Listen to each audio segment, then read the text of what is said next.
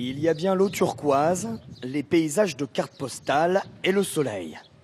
Mais à Mykonos, comme dans tous les centres touristiques de Grèce, beaucoup de vacanciers sont de mauvaise humeur. Je trouve que les plages sont très chères.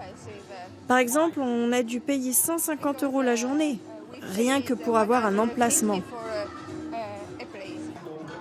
C'est de plus en plus cher ici. Il y a le prix de l'accès, le prix de la nourriture.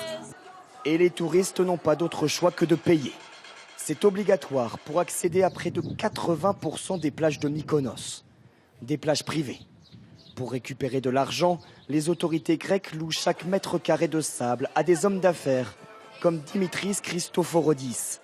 Ils payent environ 1 million d'euros par an pour exploiter cet endroit. Notre plage commence là où sont les arbres et ça va jusqu'au bout là-bas. Et sur cet espace, il fixe ses prix en toute liberté. 200 € pour un transat comme ici, plus les consommations. Ça fait combien au total? Entre 300 et 400 € de plus. Ici, 10 € la bouteille d'eau. Pour le vin, la bouteille la moins chère est à 170 €. Et pour lui, rien de choquant. C'est juste une question d'offre et de demande. Pour les touristes moyens, bien sûr, oui, c'est cher. Les riches à qui je m'adresse et à qui je parle tous les jours, ils me disent que ça reste 30% moins cher qu'ailleurs. Mais pour certains touristes, ces prix exorbitants sont tout simplement des arnaques. Et ils le font savoir.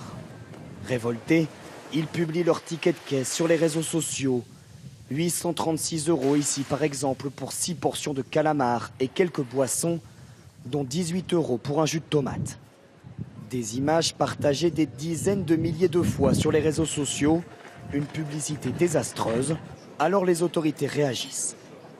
En ordonnant des jours de fermeture pour plusieurs restaurants comme celui-ci, accusés de tromper ses clients en n'affichant pas clairement les prix. Et même si ces tarifs élevés n'ont souvent rien d'illégal, la responsable du tourisme à Mykonos menace ouvertement les restaurants qui abusent. On les appelle.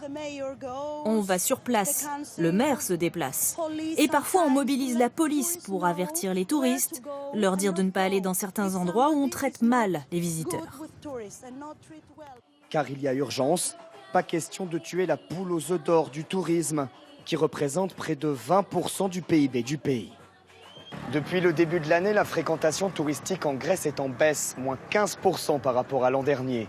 Le pays pâtit notamment du retour en force d'autres destinations comme l'Égypte ou la Turquie, qui proposent actuellement des tarifs plus attractifs.